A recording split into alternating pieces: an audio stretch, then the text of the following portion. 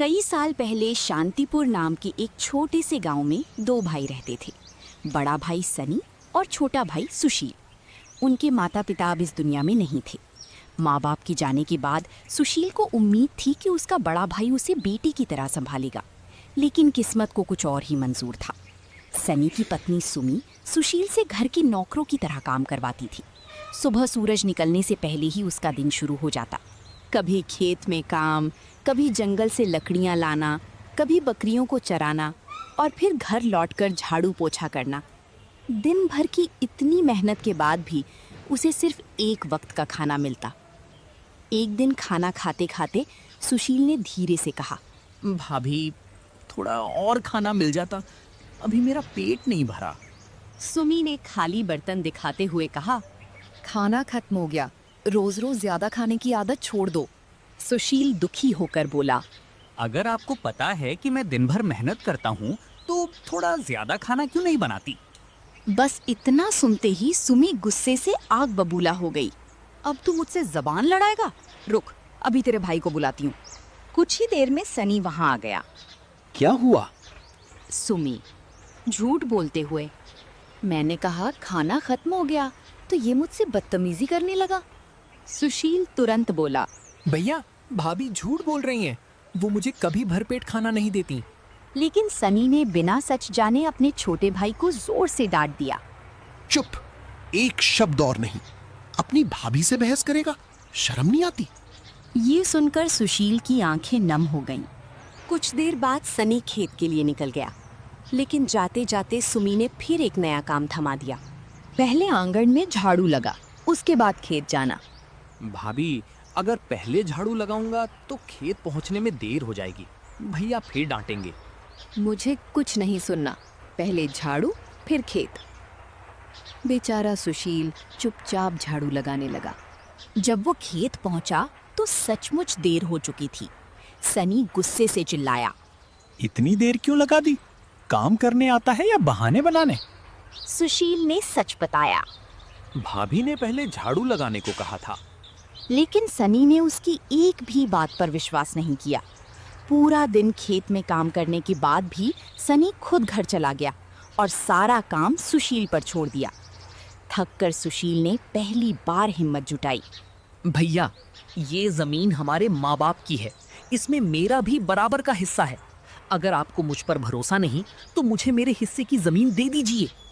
ये सुनते ही सनी का चेहरा गुस्से से लाल हो गया, लेकिन कुछ पल सोचने के बाद उसने शांत आवाज में कहा, ठीक है, शाम को घर आना, तेरे हिस्से की बात वहीं करेंगे। ये सुनकर सुशील के दिल में पहली बार एक छोटी सी उम्मीद जगी। उसे नहीं पता था कि घर पहुंचने पर उसकी जिंदगी एक ऐसा मोड़ लेने वाली है जो हमेशा के लिए सब कुछ बदल देगा। खेत से लौटते समय सुशील का शरीर थक चुका था। तेज बुखार होने के बावजूद वो किसी तरह घर पहुंचा, लेकिन घर में उसके लिए न दवा थी न चिंता, बल्कि एक नया काम उसका इंतजार कर रहा था। आ गया? खेत का काम पूरा हुआ या फिर बहाना बना के वापस आ गया? भैया, आज मेरी तबीयत बहुत खराब है, शायद मुझे तेज बुखार है। सनी ने उसकी बात बीच में ही काट दी। हर दिन नया बहाना। जा, पहले बकरियों को चरा कर ला, और हाँ, लौटते वक्त बाजार से नमक भी ले आना। सुशील ने आखिरी बार विनती की।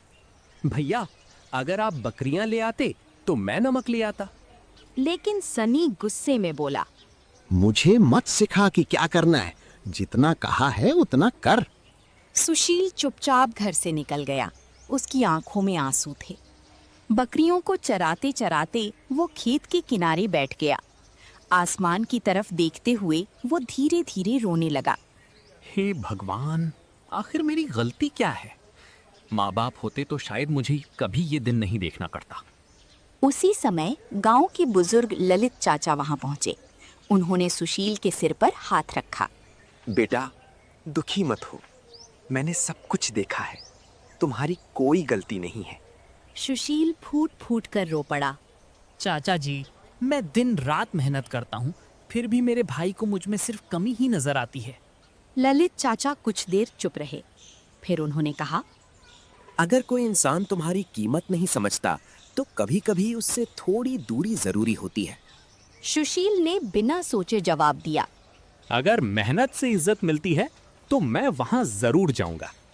शाम को जब वो घर लौटा तो उसने अनजाने में सनी और सुमी की बातें सुन ली।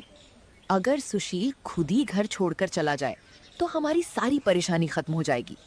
ये शब्द सुशील के दिल में तीर की तरह चुभ गए। वो धीरे धीरे बाहर आया। भैया, क्या सच में आप लोग मुझे इस घर से निकालना चाहते हैं? दोनों कुछ पल के लिए चुप हो गए। फिर सुमी ने साफ साफ कहा, हाँ, अगर तुम चले जाओ तो हमारे लिए ही अच्छा होगा। सुशील की आंखों से आंसू बहने लगे। मुझे कभी जमीन नहीं चाहिए थी, मुझे सिर्फ अपने भाई का प्यार चाहिए था, लेकिन शायद अब इस घर में मेरे लिए कोई जगह नहीं बची। इतना कहकर वो अपने कमरे में चला गया। उस रात जब पूरा घर गहरी नींद में सो गया, सुशील ने आखिरी बार अपने माँ बाप की तस्वीर को देखा। उसकी आंखों से आंसू टपक पड़े। माँ, पिताजी, अगर कहीं से मुझे देख रहे हो तो मुझे माफ कर देना। आज मैं आपका घर छोड़कर जा रहा हूँ। वह चुपचाप अपना छोटा सा सामान उठाकर घर से निकल पड़ा। सबसे पहले वो ललित चाचा के घर पहुंचा। ललित चाचा ने उसे सेठ पुष्पाट का पता दिया और आशीर्वाद देते हुए कहा, जाओ बेटा, भगवान तुम्हारी मेहनत का फल जरूर देंगे। सुशील ने उनके पैर छुए और अंधेरी रात में एक नई जिंदगी की तलाश में निकल पड़ा। उसे बिल्कुल भी अंदाजा नहीं था कि ये सफर उसकी किस्मत हमेशा के लिए बदलने वाला है। पूरी रात पैदल चलने के बाद सुबह होते होते सुशील पड़ोसी गांव पहुंच गया। सामने एक बड़ी हवेली थी। यही था सेठ पुष्पाट का घर। घबराते हुए उसने दरवाजा खटखटाया। कुछ ही पल बाद सफेद कपड़ों में एक बुजुर्ग बाहर आए। कौन हो बेटा और किससे मिलना है? सेठ जी, मेरा नाम सुशील है। मुझे ललित चाचा ने आपके पास भेजा है। सेठ के चेहरे पर हल्की मुस्कान आ गई। अच्छा, तो तुम वही लड़के हो। आओ अंदर आओ। सुशील ने झुककर उनका सम्मान किया और उनके पीछे पीछे हवेली के अंदर चला गया। सेठ उसे एक साफ सुथरे कमरे में ले गए। कमरे को देखकर सुशील हैरान रह गया। उसने जिंदगी में पहली बार इतना अच्छा कमरा देखा था। आज से यही तुम्हारा कमरा है। सेठ जी, अब मुझे क्या काम करना होगा? ज्यादा कुछ नहीं। सुबह गायों को चारा देना, खेतों की देखभाल करना और समय पर आराम भी करना। फिर उन्होंने मुस्कुराते हुए कहा, और हाँ, तुम्हें 3 वक्त का भरपेट खाना मिलेगा और हर महीने 10,000 रुपए भी। ये सुनकर सुशील की आंखें भर आईं। उसने मन ही मन सोचा, पहली बार किसी ने मेरी मेहनत की कीमत समझी है। दिन बीतने लगे। सुशील पूरी ईमानदारी से अपना हर काम करता। कभी शिकायत नहीं करता, कभी झूठ नहीं बोलता और कभी किसी चीज का लालच नहीं करता। सेठ पुष्पाट दूर खड़े होकर उसे देखते रहते। एक दिन उन्होंने मन ही मन फैसला किया। ललित सही कह रहा था, ये लड़का बहुत ईमानदार है, लेकिन अभी इसकी आखिरी परीक्षा बाकी है। उस रात जब सुशील गहरी नींद में सो रहा था, सेठ चुपके से उसके कमरे में आए। उन्होंने पैसों से भरा एक बड़ा बैग उसके बिस्तर के पास रख दिया और बिना आवाज किए वापस चले गए। अगली सुबह सुशील सफाई कर रहा था कि उसकी नजर उस बैग पर पड़ी। अरे, ये बैग यहाँ कैसे आया? उसने बैग खोला। अंदर हजारों नहीं, लाखों रुपए भरे थे। कुछ पल के लिए वो हैरान रह गया, लेकिन अगले ही पल उसने बैग बंद कर दिया। ये पैसे मेरे नहीं हैं। पहले अपना काम पूरा करता हूँ, फिर सेठ जी को ये बैग लौटा दूंगा। वह बैग वहीं छोड़कर पहले गायों को चारा देने चला गया। उधर सेठ पुष्पाट खिड़की से सब देख रहे थे। उन्हें लगा कि शायद सुशील पैसे अपने पास रख लेगा, लेकिन पूरे दिन उसने उस बैग को हाथ तक नहीं लगाया। शाम को काम खत्म करने के बाद सुशील बैग उठाकर सीधे सेठ के कमरे में पहुंचा। सेठ जी, ये बैग मुझे मेरे कमरे में मिला था। शायद गलती से वहां रह गया होगा। सेठ ने अनजान बनते हुए पूछा। अगर इसमें पैसे हैं तो तुम रख भी सकते थे, किसी को पता भी नहीं चलता। सुशील ने मुस्कुराकर जवाब दिया। सेठ जी, जो चीज मेरी नहीं है उस पर मेरा कोई हक नहीं। मेहनत की कमाई ही सबसे बड़ी दौलत होती है। बस यही शब्द सुनकर सेठ पुष्पाट की आंखें नम हो गईं। उन्होंने आगे बढ़कर सुशील को गले लगा लिया। बेटा, आज तुमने मेरा दिल जीत लिया। मैं कुछ समझा नहीं सेठ जी। सेठ मुस्कुराए और बोले, ये बैग मैंने ही तुम्हारे कमरे में रखा था। मैं तुम्हारी ईमानदारी की परीक्षा ले रहा था और तुम उसमें पूरी तरह सफल हुए हो। सुशील हैरानी से उनकी तरफ देखने लगा, लेकिन उसे बिल्कुल अंदाजा नहीं था कि अगले ही पल सेठ पुष्पाट ऐसा फैसला सुनाने वाले हैं जो उसकी पूरी जिंदगी बदल देगा। सेठ पुष्पाट ने सुशील का हाथ अपने हाथों में लिया और प्यार से कहा, बेटा, मेरी कोई संतान नहीं है। मैंने जिंदगी भर बहुत दौलत कमाई, लेकिन उसे संभालने वाला कोई अपना नहीं मिला। आज तुम्हारी ईमानदारी देखकर मुझे यकीन हो गया है कि तुम ही इस हवेली और मेरी सारी जिम्मेदारियों के असली हकदार हो। सुशील ये सुनकर घबरा गया। नहीं सेठ जी, मैं इस लायक नहीं हूँ। मैं यहाँ सिर्फ काम करने आया था, मालिक बनने नहीं। सेठ मुस्कुराए। इसीलिए तो तुम इसके लायक हो। जो इंसान दौलत के पीछे नहीं भागता, वही दौलत संभालने के काबिल होता है। फिर उन्होंने आगे कहा, आज से तुम सिर्फ मेरे नौकर नहीं, मेरे बेटे और मेरे वारिस हो। ये सुनकर सुशील की आंखों से आंसू बहने लगे। उसने झुककर सेठ के पैर छुए। कुछ दिनों बाद सेठ ने सुशील से कहा, बेटा, अब समय आ गया है कि तुम अपने गांव जाओ। वहां अपने लिए एक अच्छी सी जमीन देखो। मैं तुम्हारे लिए एक सुंदर घर बनवाऊंगा।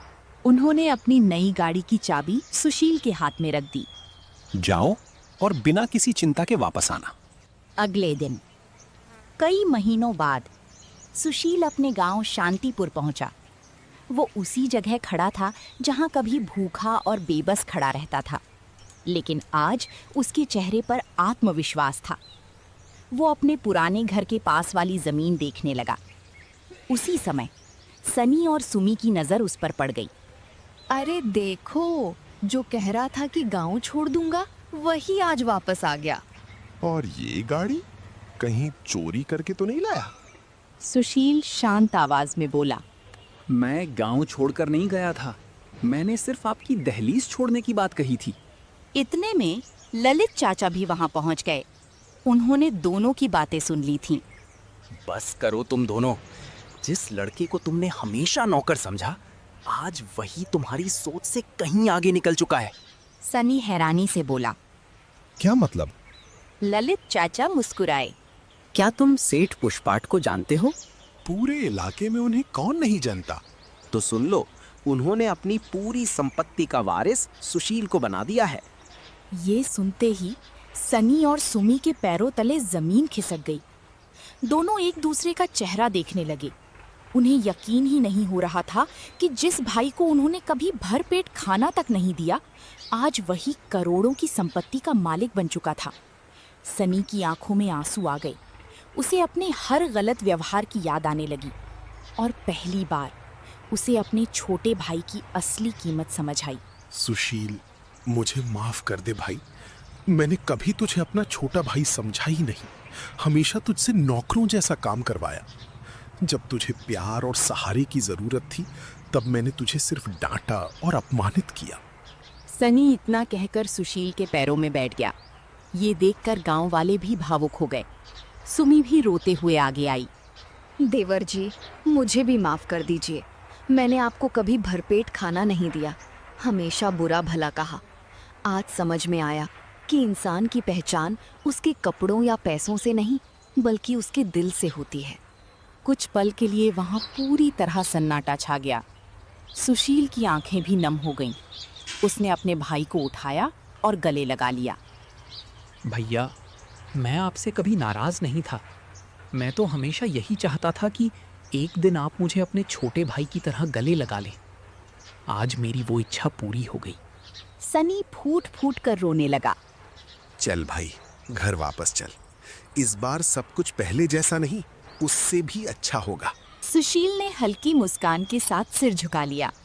भैया, मेरा दिल आज भी इसी गांव में बसता है। लेकिन मैंने सेठ पुष्पाट से वादा किया है कि मैं उनका साथ कभी नहीं छोड़ूंगा। उन्होंने मुझे तब अपनाया जब मेरे अपने भी मेरे साथ नहीं थे। मैं उनका भरोसा नहीं तोड़ सकता।